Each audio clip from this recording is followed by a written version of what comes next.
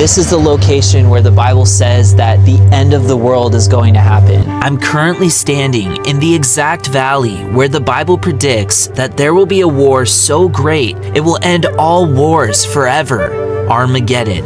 And right up there at the top of the Mount of Olives, you can see, look at that sky up there. Right in that sky, the Bible says that Jesus is going to appear. He's going to descend from that sky, touch his feet down on the Mount of Olives. And when he does, the Bible says that something so terrifying will happen, it will change this place forever.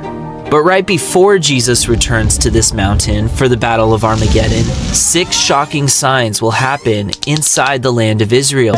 But in order for you to understand what I saw there, you first need to understand sign number 1 and number 2 on our timeline, because they both have to do with Israel and the Jews. When Jesus stood on this exact ground that I'm standing on now, he prophesied that not one stone of this temple would be left on another. And just a few decades later, this prophecy came true. The Roman Empire burned this great Jewish temple to the ground, forced the Jewish people out of their land, and over the last 2,000 years, they've been scattered all over the world. But what's crazy is that the Bible said that's exactly what would happen. Just take a look at this verse here, written hundreds of years before the Romans invaded.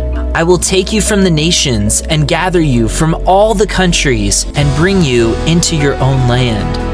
What's really interesting is that in 1948, the Jewish people came from nations all over the world and became a nation again after 2,000 years of Israel being non-existent. But interpreting 1948 as a fulfillment of the Bible prophecy we just read in Ezekiel 36 has caused a lot of debate and controversy today. But before you get upset, just hear me out. Not only does the Bible say that Israel is going to be a nation in the last days, but the Bible also says that in the last days, Jerusalem will be controlled by the Jewish people again. Jesus himself said Jerusalem will be trampled by the Gentiles until the times of the Gentiles are fulfilled. The term Gentile is just a fancy word that means someone who is not a Jew. And almost 20 years after Israel became a nation again, they took control of Jerusalem in the 1967 war. So if the Bible says that the nation of Israel and the city of Jerusalem are going to be a big part of end times prophecy, and only in the last 100 years have Israel and Jerusalem become a thing again, what does that tell you about how close we are to the return of Christ?